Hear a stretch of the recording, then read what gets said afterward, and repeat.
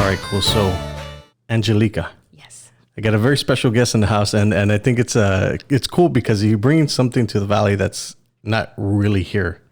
So I want you to plug your thing as soon as we can. Let's get this going. All right. I'll be hosting the South Texas Irish Festival Saturday, April 4th. It's an all-day free community event with continuous entertainment on our center stage. So it'll be music, dance, and that's Irish traditional music and dance, which has a broad range of types. You have singers, all types of instruments, as well as all types of dance, because there's the ultra traditional, there's the group party dancing, and then of course there's the competitive and show dancing, which if anybody's familiar with river dance, Lord of the Dance, things of this nature, that's what they would be more familiar with. So it's going to be really exciting, and I'm going to pull people up and they're going to dance, and we're going to have a whiskey tasting. Nice. And we're going to have kids crafts and activities like scavenger hunt. There's going to be food truck and vendors, because I was thinking, what's going to make this Irish festival different from any of the other ones I've been to or performed at or grew up with, to make people, want to come and explore the Valley a little bit. And I want to give that special Valley flavor, I guess you could say. As a native Dallasite, I guess you could say, coming to the Valley has been really refreshing, because as a third person party, I have new eyes in the sense of what people take for granted. I'm like, wow, this is great.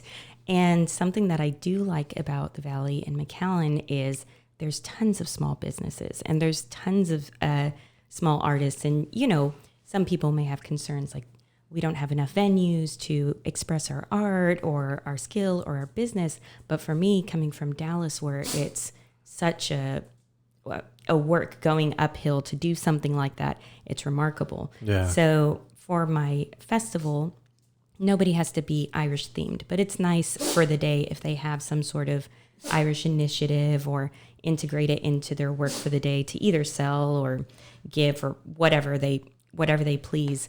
And I'm excited to say we'll have live painting happening as well, big canvas and small canvas. So it's a way for people to just showcase their work in business. And since it's all day, 10 a.m. to 10 p.m.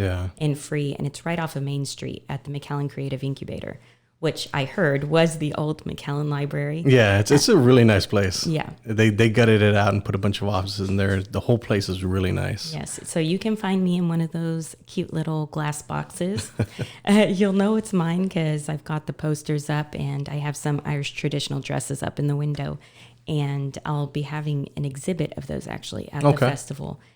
Because similar to any traditional culture, there's a type of dress, and it's normally very time intensive and artistically labored over, and nowadays they're crazy. They're so different from when I wore them, but I want people to see the evolution of it, how the style has changed. For instance, my dress when I was 13 years old, and it's displayed in my window, it's past my knees, right? And when you see my new one from competing this past December, it's smaller and shorter than my 13-year-old one. And it's because basically the style of dance has become so athletic and so technically driven. You have to be able to move. So people want lighter, smaller dresses. And basically what you see is a lot of the old Celtic embroidery elements have mostly left. It's very bright. There's Swarovski crystals all over them. They look like shining chandeliers on the stage. It's beautiful. That's interesting. No doubt. But for somebody like me who is literally been out of the competitive game for 20 years, and, I was prepping the 2 months before these regional championships in DC this year. And, I was like, do I get a new dress? Do I do this? Do I do that? And I reaffiliated with my old school that I grew up with. So that's been really fun in there in Dallas. But they were just catching me up to date, and all the younger dancers like, no, this is cool. No, yours is so out of date. I can tell you're dated from your steps. I was like, whatever. Wow, that's crazy that they know it just by the steps. I know. But now it's a cool thing to work towards, though. I think a lot of people see that and they step back like, oh no, it's too much for me. And because I have my little studio at the incubator, as I was saying. So I'm holding things like free sessions and free dance lessons, and then for people who want to get into it, a monthly program where you could break it down. But what people don't realize is dance meets you where you are, and everyone had to begin somewhere. Right. And I know the steps that I have just now with me. In this past summer, I looked at them and thought, I don't know if I can do this after 20 years away. It's completely different and too technical, whatever. But I did it. And I think that's something to say for everyone. What I like about Kaylee dancing, and that's the free social I have every month during Art Walk at the incubator. And what that is, it's all ages. Literally, somebody can be 5 years old, they can be 85 years old. And if you can walk and if you enjoy it, you can do it.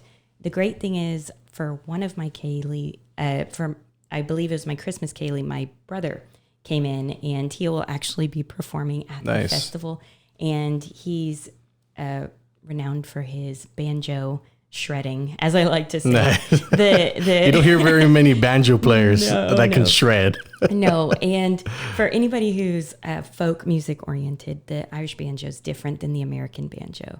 It's actually the tenor banjo, so it's only 4 strings, and instead of that twanging, right, it's actually really driven. You drive the melody, and it's just played with plectrum like a pick, and so it's really aggressive, and it interesting, and it gets under your skin because it's playing the melody. So a lot of the times I love dancing to Irish banjo music, because it just it's that Irish folk music that's very boom, boom, boom, yes. driving boom, boom. It's cool.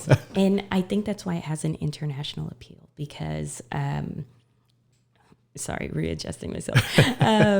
I think that's why it has an international appeal, because I think when I was younger, I was probably one of the only ones who wouldn't have a direct Irish lineage. Maybe. Well, actually, let's go back a little, because why an Irish festival? First of all, and then talk about that, but also this industry, like you've been to Dublin and stuff like that. So we were talking off camera, and you were telling me all the stuff that you've done. I was like, oh damn. So talk about that, because I want to be able to, like, all right, this Mexican girl here is putting on an Irish festival. But when you were talking about it, it's like, it makes sense. Yes. So why an Irish festival? Basically, I grew up starting when I was 8, playing music and Irish dancing. And what happened was I was already dancing and playing music, and I had seen Riverdance on TV, and then a local dance company, Irish dance company, performed and held a workshop.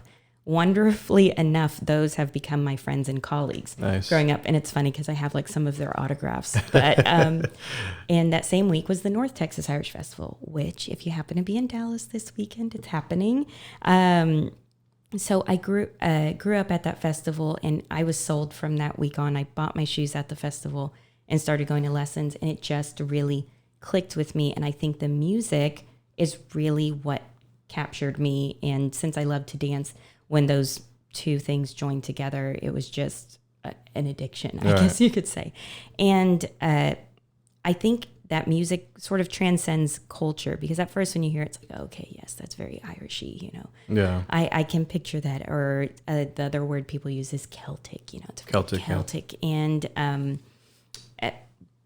but there's a reason things like Riverdance and the North Texas Irish Festival, for instance, in Dallas, it's huge, and it's everybody of all sorts.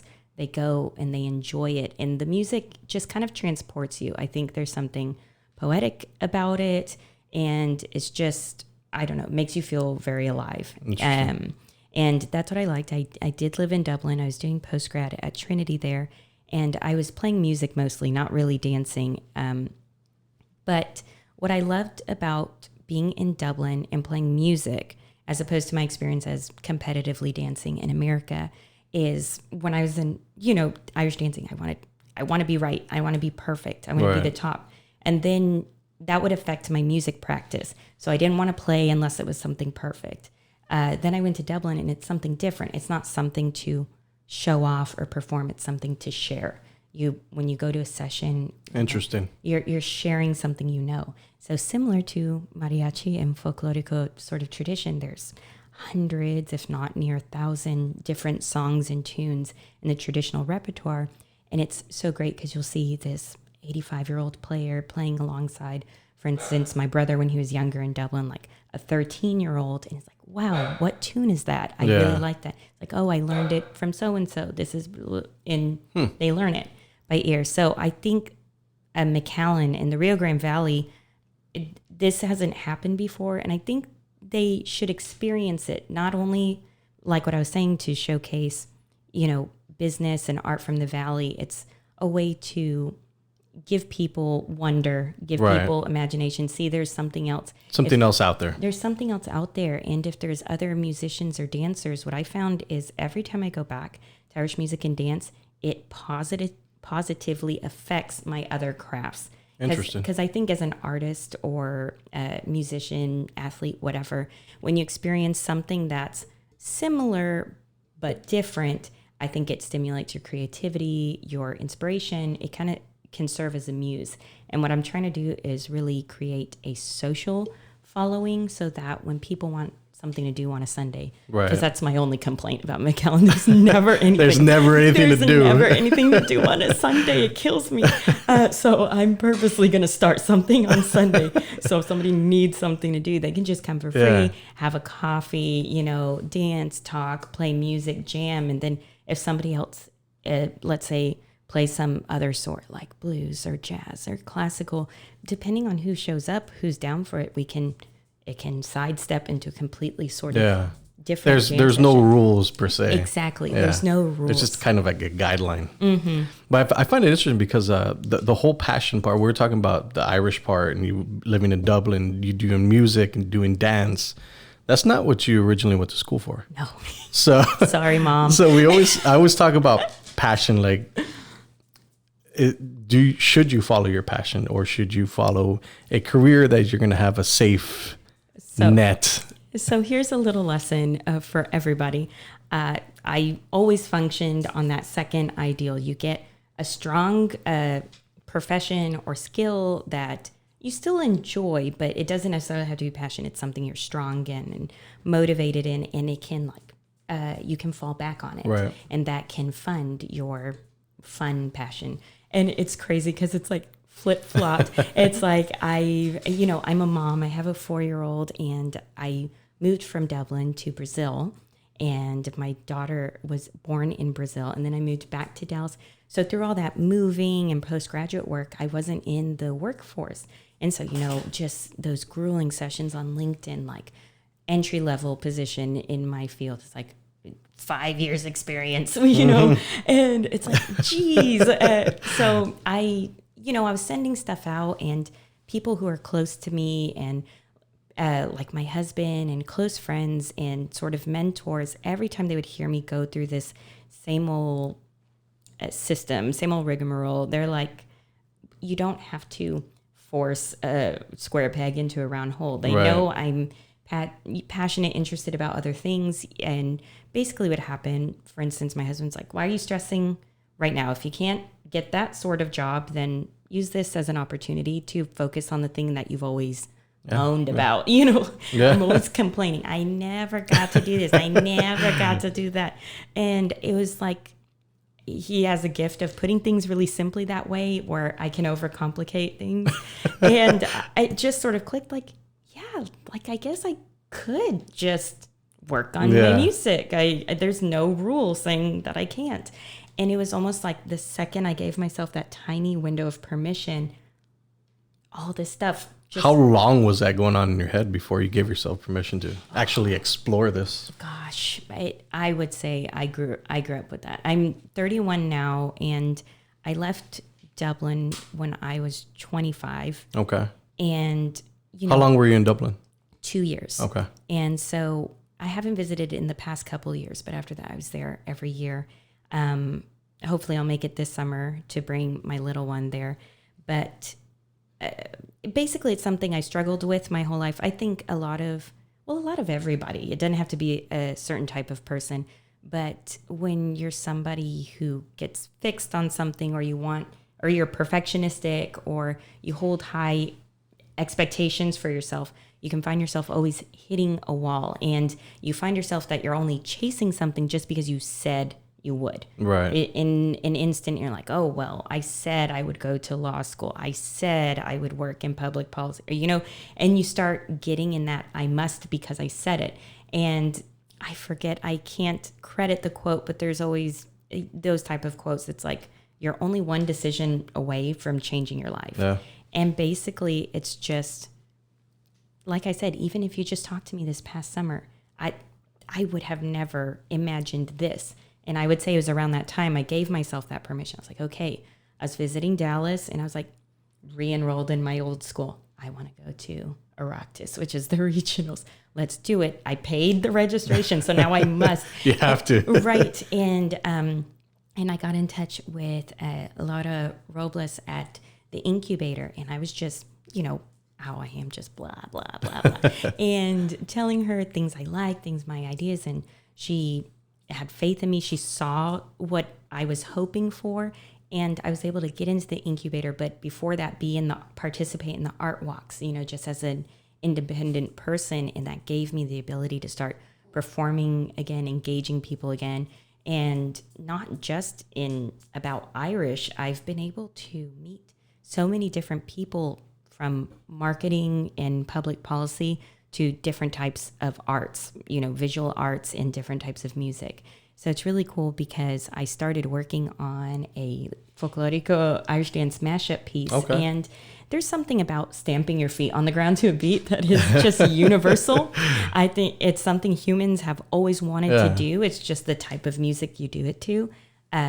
But I would say anybody who's listening, if they want an inspirational message, just don't waste your time hitting your head into something. If you do have a job you're good at and it's already secured and it's funding your passion, there's nothing wrong with that. I'm not saying you must toss off everything to be a true artist or anything. But if you're finding that you're meeting resistance on a certain road you're trying to enter, in my time, I guess, maybe some people are like, 31, so young. Well, you'd be surprised because I think a lot of people are going exactly through what you were going through. So, and some people are going through what I was going through, stuff like that. So I think every story touches somebody. Yes, and basically I just put myself through so much, so much needless pain in that sense of either feeling like, oh, I should have done it this way or I should have done it that way, which of course should have, would have, could have doesn't matter. Right. You didn't. The only thing you can do is forward.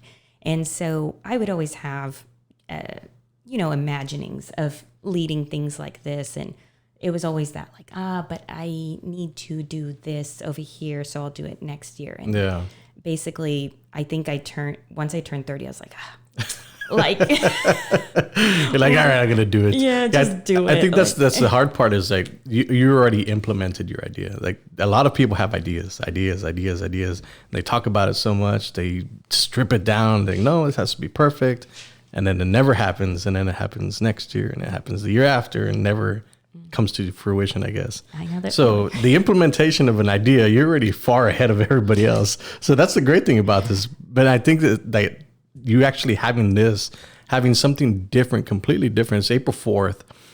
It's going to be really cool for the Rio Grande Valley to see. And I hope a lot of people come out. Like, I just got that cool canvas back here. It says, ideas are worth nothing. It's the truth. I know it. So how far was it like for you to take that leap? So obviously you're married, you have kids. One kid. A dog. And then 2 fur kids. Yeah. And then you travel and you're busy. So like, how are you, I guess, navigating your business life with your personal life? I think, and each personality is different, but I think when I'm most successful is when I'm busy, but in different areas of my life, not just everything in one area, because I get burnt out that way. Or similar to what you're saying, just the idea of stripping it down, overthinking it. When I try to do something like that, that's what happens to me. Whereas when I just get any sort of momentum going, I wish I should have had like a whole list of quotes here so I was able to credit them. But it's basically, it's all you have to do is the first step. I think that's a part of the Pomodoro technique and things of all that nature. I know there's something called like eat the frog, where it's like, the minute you wake up, do the thing you most don't want to do for the day. And it took me forever to do that. But it's crazy. Once you get that one thing done, nothing else, everything else starts flowing, and you don't mind it. It doesn't feel like work. And that's what happened with this. Is I had the idea, and what happened was at a session at the O'Flaherty retreat, which is a wonderful retreat my family attends near Dallas, and it's all Irish traditional music, and they bring in the greats from all over the world, Ireland, Pan American, everything, leaders in their craft, and they teach lessons. But every night there's a massive session, which is what I was telling you, this socialization, this social tradition where you sit and drink and talk and play. And of course, I had my whiskey, and I'm like, I just became a resident of somewhere, and it's like a perfect building to have some tiny little festival. And, I said it out loud to people. Yeah. And as you'd have it, I'll go ahead and give credit where credit's due. Dave Curley, my headliner, is an incredible musician, and he'll hate me for saying this, also was a dancer. And a good one. But basically, he said, I'll do it. I'm going to be in Austin, maybe we can do it around that time. I'll do it. Nice. And has he ever been here to the Valley? No. Okay. But here's what happened. So, that's everyone's having fun. It's like 1 a.m., whatever. And I come back to the Valley, and he followed up with me. He's like, I'm serious. Like I'll find it. I was like, okay. And then he said it one more time. He's like, okay, I'm free April 4th. Or April 5th, I'm going to be in Austin. I'll come down. And I was like, well, dang. Now you have to do it. I have to. And so I went to Lorna. I was like, can we do this event I was kind of talking to you about April 4th? She's like, well, let me check, just the normal scheduling. Okay, it's booked. And that easy, just interesting. That easy. It almost feels like it's kind of serendipitous. The whole thing just worked out. It was supposed to work out. Yes, it does. It does feel that way. And I think, when you're chasing something you like or you love, I think the universe meets you where you are. I mean, I don't know what anyone's religious affiliation would be, but I don't know. That's just my experience. I do believe that because it's true. Because I think if you're working towards something, like the doors just open somehow, some way. They just happen. That's why I always jump before I know something. Are you that type of person as well? Yes. Not a lot of people like that. I am. And that's what happened. That's what happened was he told me April 4th. And this one, it's like I could have kept it like as a showcase, but I felt so, I guess, appreciative of that sort of follow-up of that. Right. You don't get that a lot with people. People say things and forget about them. We're like, oh, actually, I'm doing this other especially thing. When you've been drinking. Oh, yeah. Especially when whiskey's been involved. And so sort of, I think in that universal kind of appreciation to see somebody turn around for me like that. And also Laura at the incubator has been just invaluable for me. And her always sort of guiding and directing me because she's, of course, a veteran. She knows event planning and all these contacts and stuff. So if I have an idea, she's like, well, maybe it would, so when I see these people who have a sort of faith in me or not an expectation, but they trust me, I feel the need to rise to the occasion. And I think I needed that little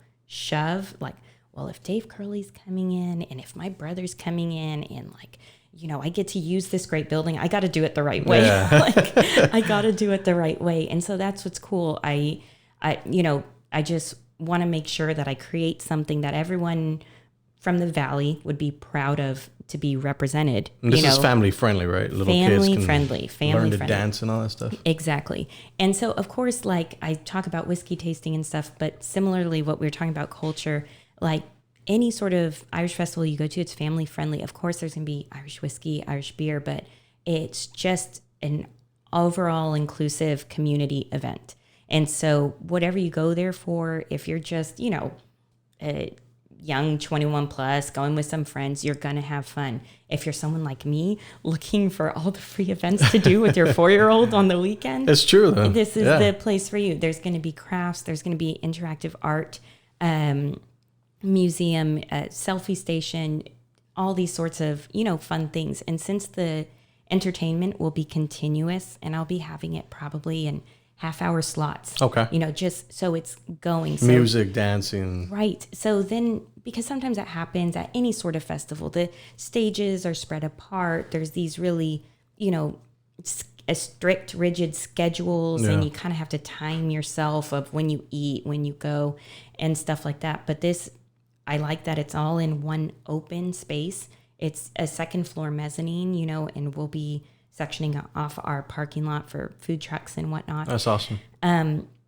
Somebody only has to walk in, and probably in the span of them walking the vendors and getting some food, they will have been able to see a variety of quality entertainment, Yeah. and it won't feel stale. It won't feel like there's a droop or anything. And so that's what I wanted. And I think people were like, oh, don't you want a bigger place or want to be outside? I was like, no, this is what you need. You need this.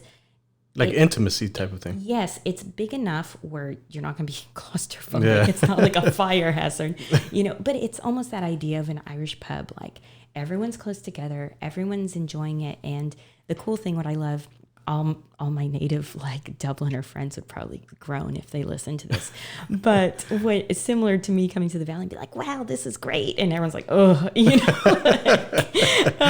in Dublin, even after I was living there for a while, I would still go to Temple Bar, which Temple Bar is I guess equivalent to our 17th Street, but it's all day, and it's also restaurants and cafes because it's the tourist area. Gotcha. Sort of like New Yorkers say, don't go to Times Square. Yeah. It's like that. You have to go. Right. And so even after living there for a while, I still loved to go to Temple Bar and Temple Bar Pub, and it would just be awful. It'd be so cramped, everywhere. But if you ever wanted inspiration or just random cool moments and human connection, you go to these Temple Bar different pubs and establishments, especially in summer. Oh my gosh, it's awful. I was always late to work because I'd have to go through all the tourists running through them, people stopping me for directions. But I'd go in, and what's so cool is you walk out and you will have not just talked, had conversations with 5 different people. You will have effectively made instant friends for the night, and you will have done something. And people would make fun of me because they're like, where are you going? Oh, I'm going to House, which that's a bar. Oh, who are you going with? Oh, these Italians I met, and that's this is very touristy, so you can make friends really fast. It's very touristy, and it's very student oriented. And so that's actually where I met my husband. He's from Brazil, and he was there as a student as well. And we didn't meet each other until after living there for a while, but it's wonderfully conducive to student life and young professional life. So there's a huge surge in a population of anywhere from 18-year-olds to 35-year-olds. And they have Google, Yahoo, Pinterest, all these new... So when you were there, what social media was I guess the best to use? I would say Instagram, because I was sort of on and off. This will date it. Now I'm a Visco girl. I'll use Visco. I'll use Visco, or I'll just use film to be extra hipster. But I was using Instagram filters. Okay. Yeah. Amaro for life. I always ask everybody because I'm always interested in figuring out where, in Austin, what do they use the most? Twitter. Or in California, when I go to conventions, they use Twitter. Right. Or in Dominican Republic, they use a lot of Facebook. Mm-hmm. So I'm always interested in asking people. Yes. So is that your current platform that you're using the most? Yes. Instagram, it's funny because in the beginning, I was just, you can see my first picture. I had no idea what I was doing. If you scroll 1,000 years ago, it's just what? What is that?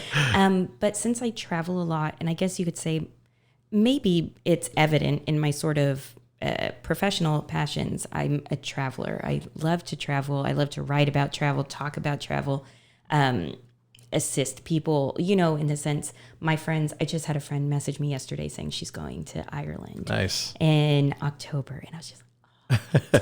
And so we're going to meet up when I'm in Towson. I'm going to, write on the napkin, all my notes. And so I adore it. So I think Instagram provided that perfect platform for me because Facebook is good in the sense it's an easy way, you can get in touch with somebody quickly, I suppose.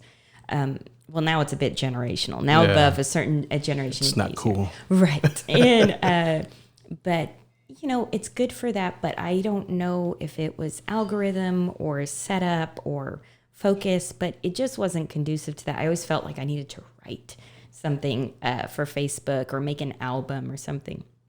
What I love about Instagram, it's just, maybe it matches my personality more, just like a crazy, like, you know, one photo, maybe along, what's the word I'm looking for? Maybe a long status with it, maybe a short one. But I think it matches my personality, matches my travels.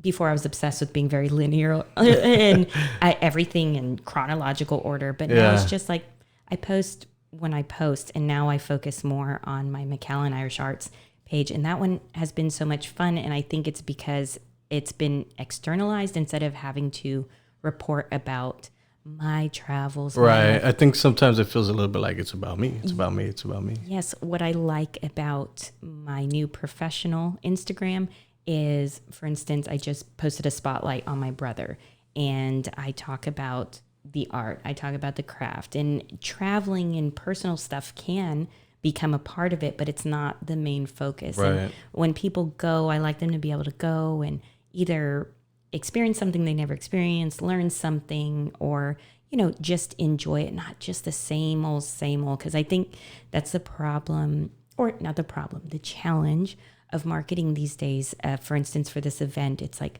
what sort of things do I need to do for people to see what I'm doing? And then you could go on Pinterest, you could Google it, whatever, and there's going to be the 5 steps, the 10 steps you have to do, and everything is just so tired. The same.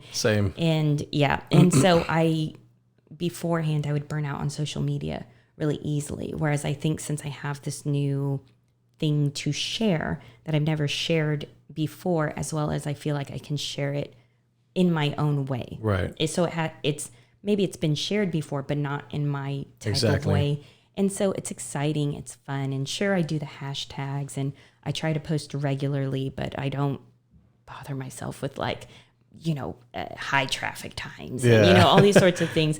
I just post and I try to, spread it across. And if I'm including anybody, for instance, I just took some amazing photos with Michelangelo Photography, who's another Instagram incubator tenant. Okay. And they're epic. I just created a new poster with one of them for fun. So what's the internet? What's the Instagram handle? It's McAllen IA. Okay. So, and if you type in McAllen IA, or if you're searching for me and you forget that, it's McAllen Irish Arts. Okay. IA for Irish Arts.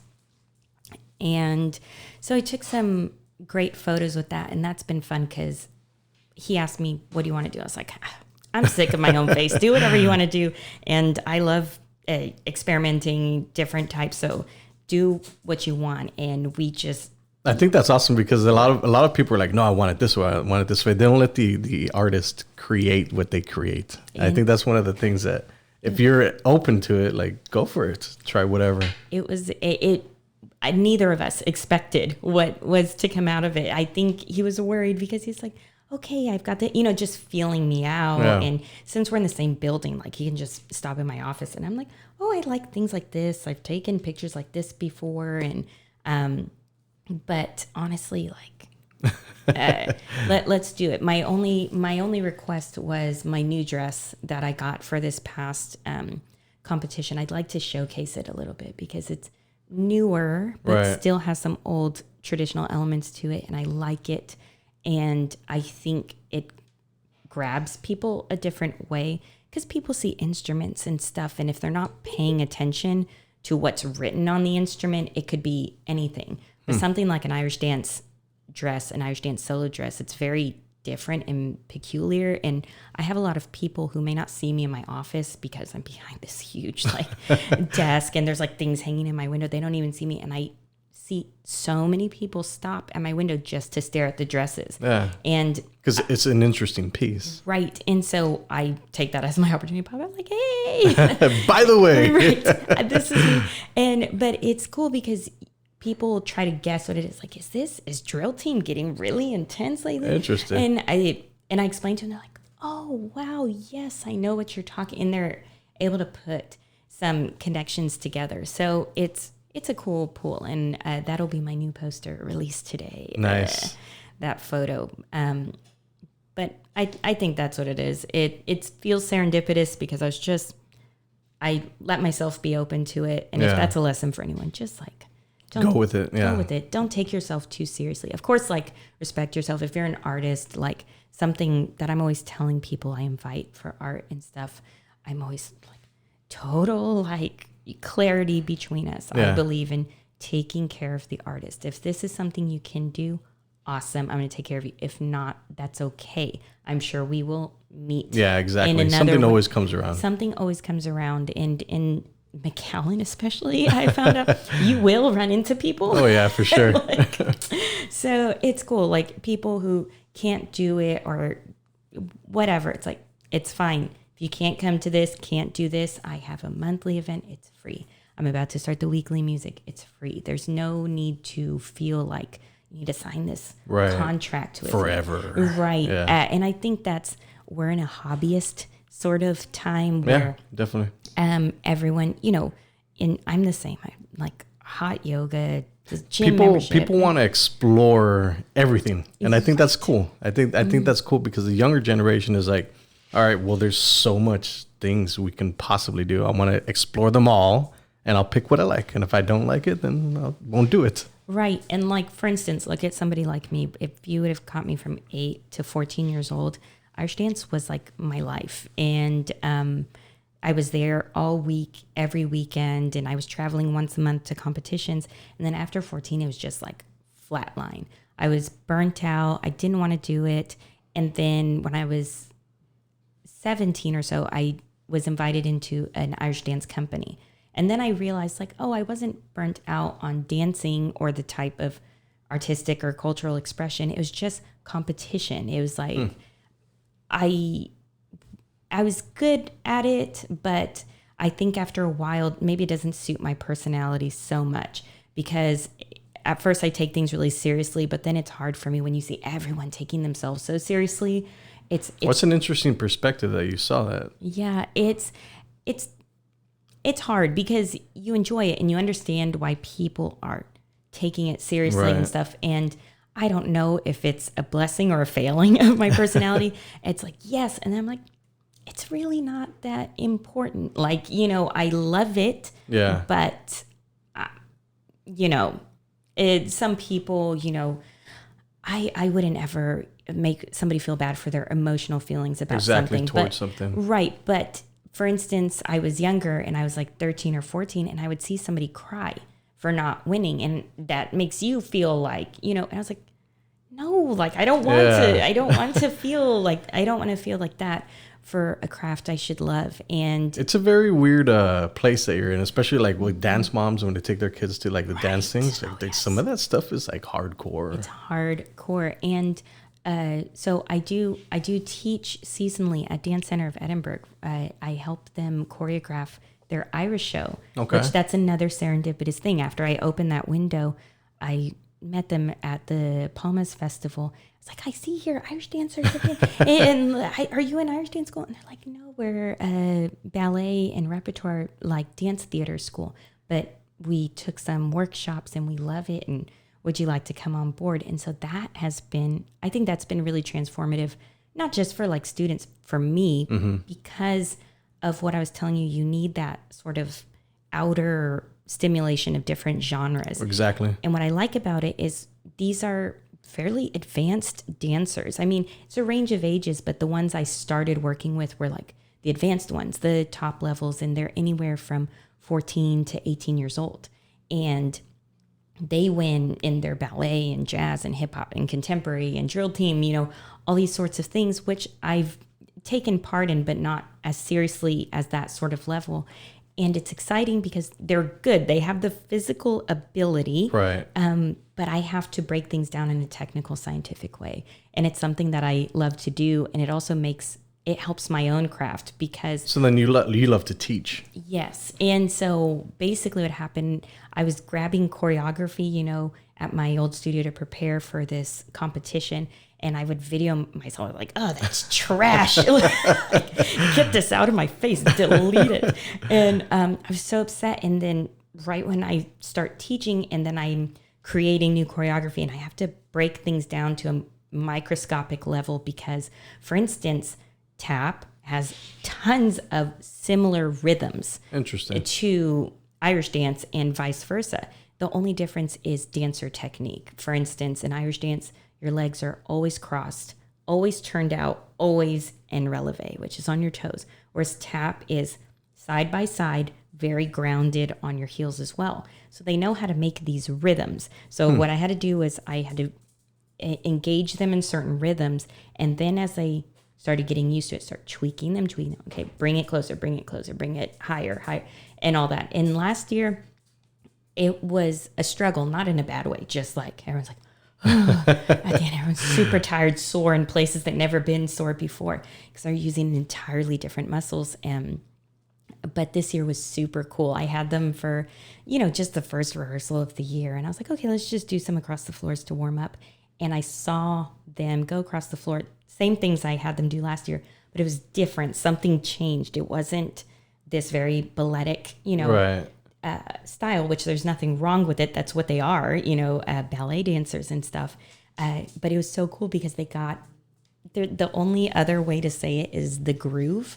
Okay. They got the groove. There's this sort of, especially if you're an Irish dancer or any sort of dancer, there's a certain type of groove you get in when you're lazy or when you're just relaxing or just warming up. And they got that Irish dance groove. And when they were like landing and just warming up, I was like, oh my gosh, you look like Irish dancers warming up. I am so happy. I think, is it because of the little bit of drinking that the Irish people do? It's like, all right, I'm a little loose. Maybe. And so that was super cool. And having to break down technique for them, like it would just naturally translate to me because I had to go over and over it for like 2 hours. So then when I go into my private personal practice for my competition or show or whatever, all of a sudden I realized, I see where I was being lazy. I see what I was doing. I see what I was doing there. And it's just a remarkable difference. And I see how I dance now versus just the summer, which I was a championship Irish dancer when I was young. So it wasn't that, it was a stylistic change going from a little more simple, a little more expressive of the music to just very athletic. Irish dance is like the CrossFit, I guess you could say, of classic dances. And that's what I would tell all my dancers. I was like, I'm going to be annoying about warm-ups this year because I started dancing and I was being bad and not warming up properly. And I definitely pulled my hamstring. So we're going to be really intense about warm-ups this year. So it's CrossFit. Yeah. It's CrossFit dance. So I have to ask you this, since you travel quite a bit, the coronavirus. It's a very trending topic right now. Ma, just turn this off. Don't even listen to the rest of this. There's so many controversies about it, and there's so much coming out about it. What are your thoughts on it? So basically, I've been reading up just enough so I don't freak myself out. I waited a good period of time before I started reading it. And basically, just as a fact finder, this is my academic post-grad mind coming, just as a fact finder, the common things that come up, it's not airborne. It's if hold on, lay your groundwork first, because let's talk about your education, because you're not. Yes. I want people to know I'm talking to a credible person. Yes. I don't know. I don't know how credible I am. So I went to undergrad at TCU. Go Frogs forever. Undergrad at TCU for poli-sci, political science, emphasis international relations. And I was a double minor in classical studies and theater. So you can already see this is the mind of somebody who's like, I want to make an income, but I also don't want to let go of my history and my literature and my arts. I had a great time. I was in a Model United Nations, moot court, competition for all that. And I ended up, after that, I graduated a year early, which, Lord, why did I do I graduated a year early, and I did my first year of law school at Villanova in Philly. And a lot happened. There were family health issues and stuff of that nature. And I came back to Dallas a bit deflated, and I left Philadelphia, and I just was, listless, I suppose, without direction. And I was taking on internships with the district attorney. So when I would re-enter law school, it didn't look like, I'm thinking like the professional. Oh, what did you do with your time off? Oh, I was with the district attorney. That's how I always used to think. I need to always have my resume. Look good on paper, yeah. Mm-hmm. I need to have my paper filled. And I was working with the district attorney in crimes against children. And that was very harrowing because that's real life. And anybody with children or without children, but especially people with children you don't want to imagine it, but you can imagine the type of casework and stuff I would have to go through and the type of depositions and going through tapes and evidence. And it's heart-wrenching. I have one of my clients is the Children's Advocacy Center of Hidalgo County. I think I'm actually in contact with them. They'll actually be representing as vendors at the festival. Cool. Yes. So yeah, we got our numbers back, and they're starting to see more and more and more of these cases happen every single year. Gosh, sucks. And as a mom now, I don't want to make myself sound heartless. Before I was a mom, but you just don't have that same type of understanding. Yeah. But when you see how humans are formed, in the sense it's like, when you don't have children, it's easy to dismiss children. Like, these kids, whatever, youths these days. But when you see one every day growing, you realize like this is its own little soul. This is its own person, a whole person, and like the world can make or break that person already right there. And, so things like this, the reason they reached out to me, I was like, duh, you can be, of course you can be there. I actually, I was interested in one of their events and I was out of town and couldn't go. But yeah, so that was kind of what I was doing. It was, it was legal work, criminal in the courthouse, things of this nature. I was thinking of going into public policy, and what happened was I had a very, I feel like destined shift into mediation, and SMU, which is in Dallas, was promoting their mediation course at the time. And basically it transformed my view of how to look at conflict and how we're in this very competitive, directive world where we at the most will, maybe be like, okay, you get this if I get this, but people are still losing in some little way, where it changes from going from that piece of the pie thinking to collaboration. Right. So mediation, what's cool about it, it's this legal way, and it can be done independently. You can seek out a mediator yourself or through a courtroom, and you can create your own, as something that wouldn't ever be given in a courtroom. Right. You could say like, oh, well, you can do it like this. You make these very personal things that are meaningful to you. And most of the time, because people are making those decisions for themselves, there's some statistic, y'all Google it because I'm terrible today with my sources. There's some sort of statistic that when somebody feels that they have ownership in a certain decision, even if it's one they don't like very much, they're majority more likely to follow through on it because they feel somewhat in control, that they had a say in it. That's why a lot of top-down businesses end up failing a lot in those hierarchies, because evidently your employees feel like they don't contribute anything, they don't matter, sort of thing.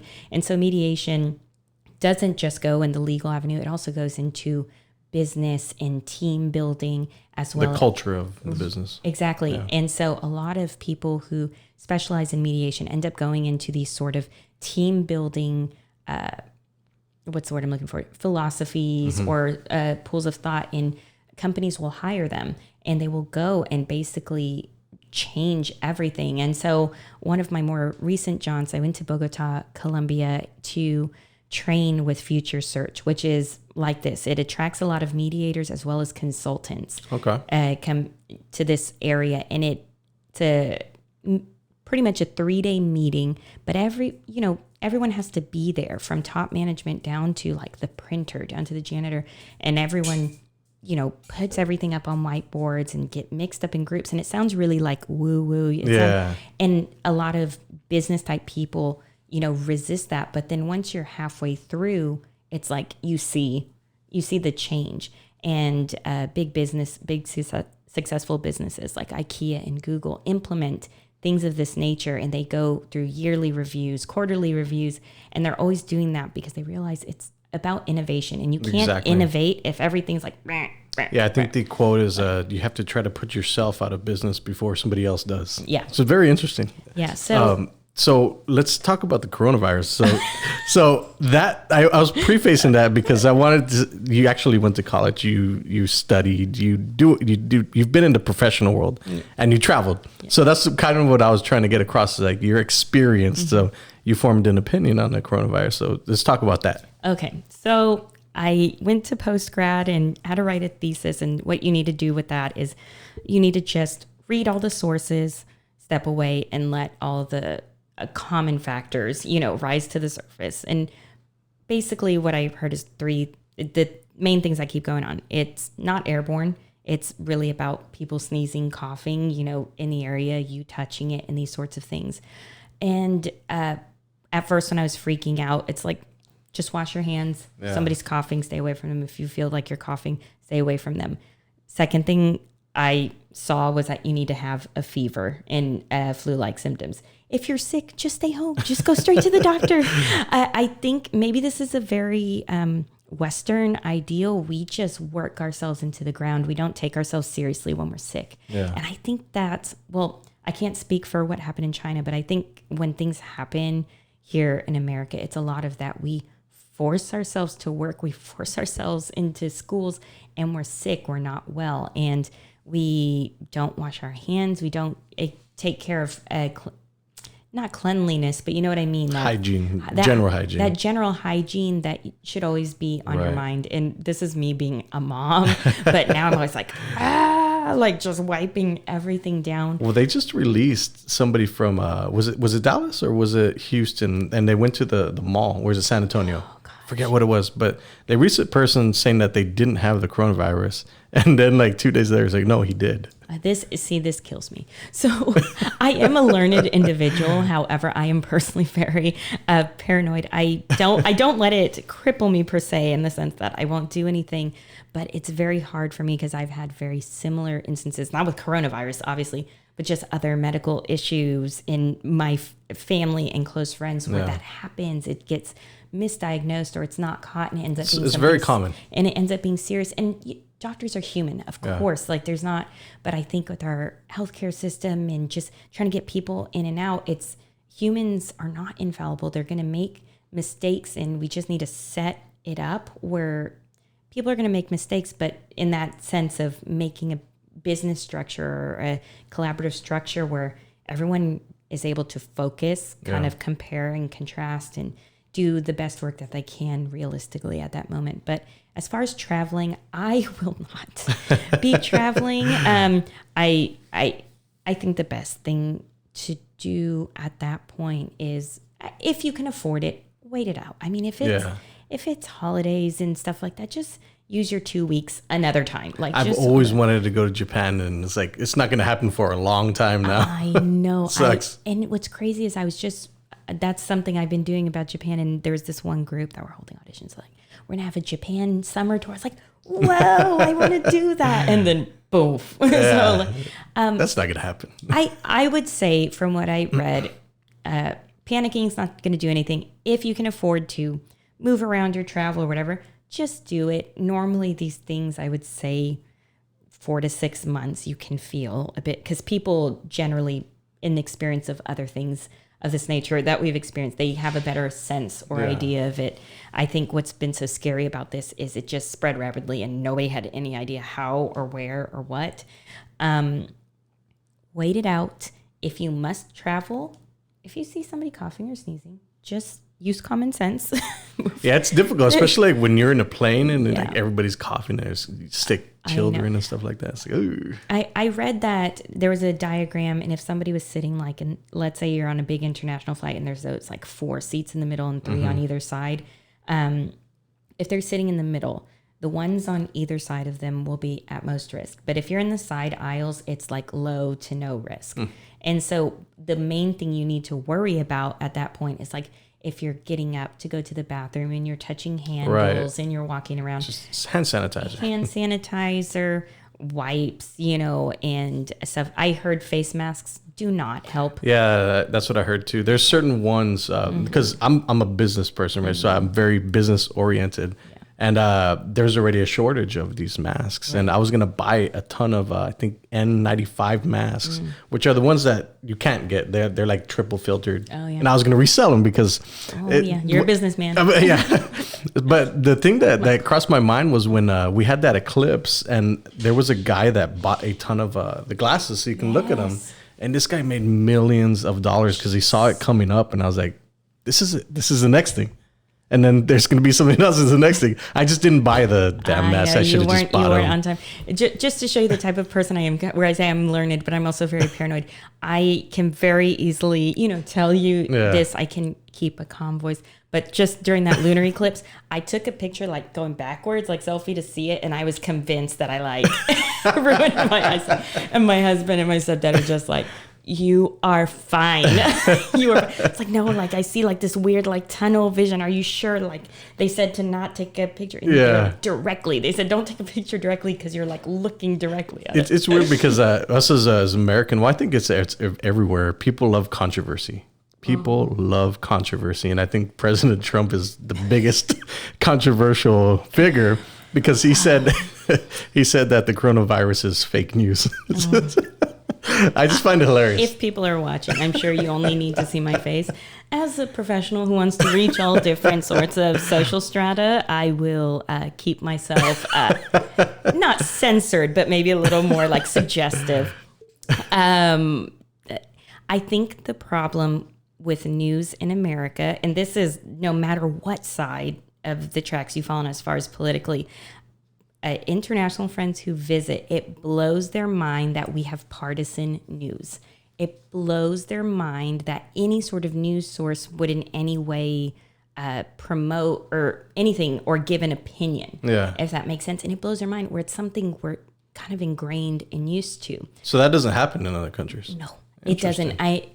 Maybe in more broken countries. That's a terrible thing to say. But maybe a little more unrest.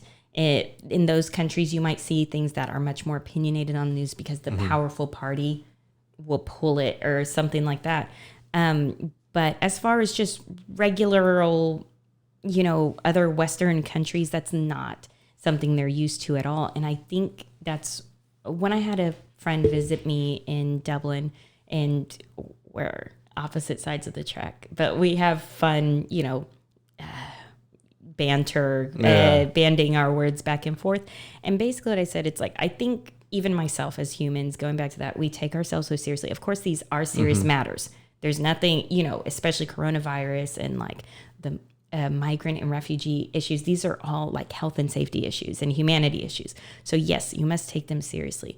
But what happens, I think our failing as Americans, Democrat or Republican, is that we treat our political affiliations as if they were a sports team. Right. We get behind something someone says just because they're our team captain. Right. And I think that's wrong for either side. And I've seen myself do it, and I have to like roll back a little bit and be like, wait, let me actually, look at this and stuff. But I think that's our main problem. I think we've been afforded a lot in this life. We're very fortunate, to live. It's a very interesting time because we've never had as much access as we do to like political figures than ever before. Yeah, it feels very personal, and people feel personally invested in somebody. And I see it even with younger people and friends who, follow celebrity Instagrams, and they talk about people like they know them. I was like, whoa, that looks weird. And they're like, well, actually, he blah, blah, blah. As if, they talk. Right. It's like, whoa, sorry. It's weird because I think the President Trump is going to win this next term simply because he has attention. He has attention. He is a master at grabbing attention. And that's what happened. This was already, I was living in Brazil for his first term, the election.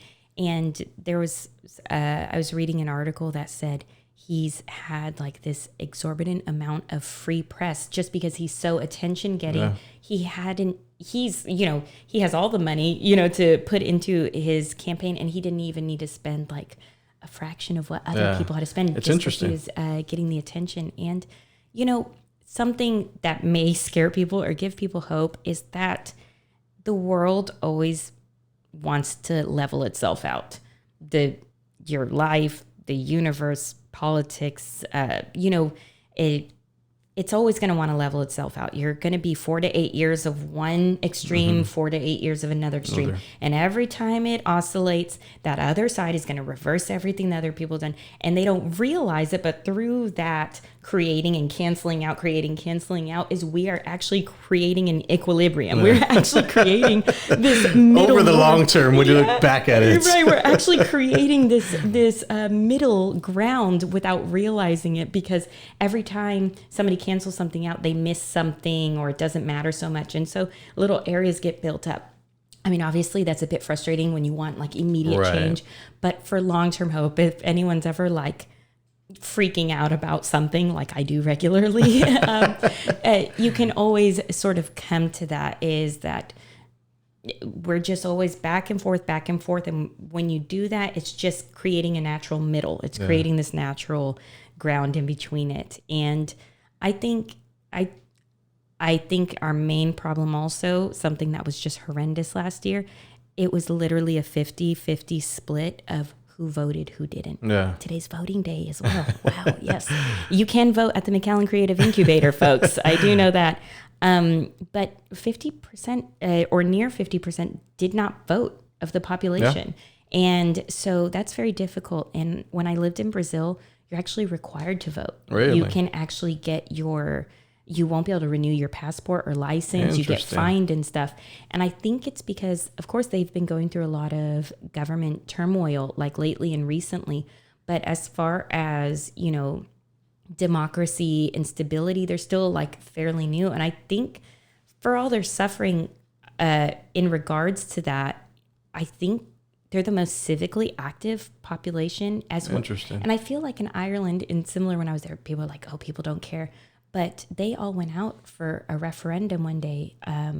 And basically it was a popularity referendum. So the most votes wins. Right. People who were like expats in other countries flew into Ireland. Really? Because they cared about it and they voted. Wow. And that was actually the referendum for gay marriage. Interesting. And like just blew it out of the water. And it was a true popular vote. And it was like everyone's hair standing on end, because that's actually true democracy. And as a political science major, we think we have a democracy. This isn't to scare anybody. And we do. We're very democratic, but we're actually a republic. And that's why we have representatives to represent us, because there's so many of us. So you have to whittle it down, and you get representatives that represent your areas and interests, and you trust them to make decisions on your behalf. And that's why if anything, it's even more important, because they're speaking for you, and you have to get somebody, maybe you don't have to agree with everything they say, but you have to feel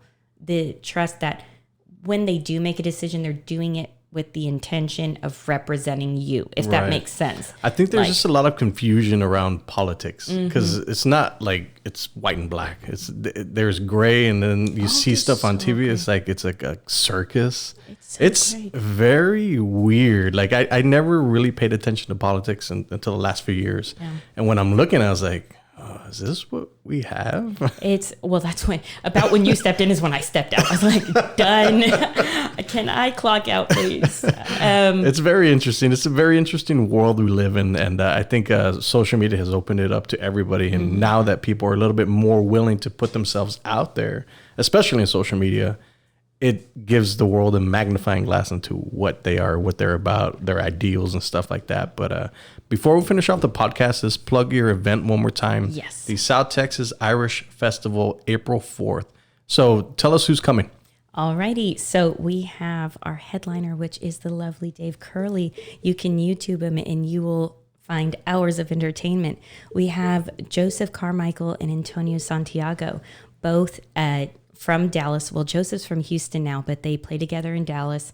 often, and Antonio's grown up playing with Joseph. So they are great. They are both highly lauded in the Texas Irish music community. We have Therese Honey, and she is a harpist, and she's inspired. That's awesome. She's really cool. She's like, she's like on tour right now, and she's coming to our festival. And what I like about it is I'm not trying to make Irish music just about one thing, the crazy banjo shredding or stuff. We have to look at the whole picture. And harp, what people don't realize, there's very few traditional Irish instruments left. And the two of them, one is the harp and the other is the bodhrán, which is a sort of handheld drum. And those are the sort of most ancient instruments that we know that come from Ireland. So she plays the harp, and she plays everything from upbeat things to older, Baroque and medieval things that, have been around for centuries. So that's really cool. And that's awesome. We have Catherine Kohler and Jack Dingler, known for her storytelling, but as well has an incredible voice. She sings and he plays guitar. We've got everything covered here. You're going to experience everything from all the way, when I say traditional, like back to the medieval ages, to all the way traditional now, which is your standard repertoire, to things that people are newly creating, but in the old tradition. So they're all awesome. They're going to be playing all day, along with dancers, and they're all going to have CDs for sale as well. Nice. And they all have social media as well, if you want to look them up. Awesome. Cool. So it's free admission. It's open to everybody, families, children. So if you're looking for something to do on a Sunday on April 4th. Oh, no, that one's Saturday. Saturday. Dang it. I should have done it Sunday, right? So if you're looking for something to do on Saturday, April 4th, make sure you check out the South Texas Irish Festival. I'd like to thank you very much for being my guest on the podcast. Thank you so much. It was fun. And this will come out pretty soon, so keep your eyes open for it. And just one more time, let everybody know who you are. And all right, I'm Angelika. You can find me on social media, Angelika Eleni, or Angelika Eleni Ruiz Gualberto.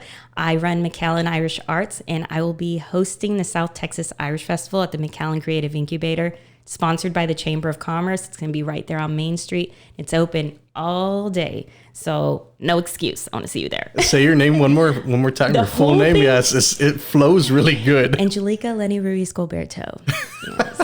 That's awesome. All right, we'll see you guys later.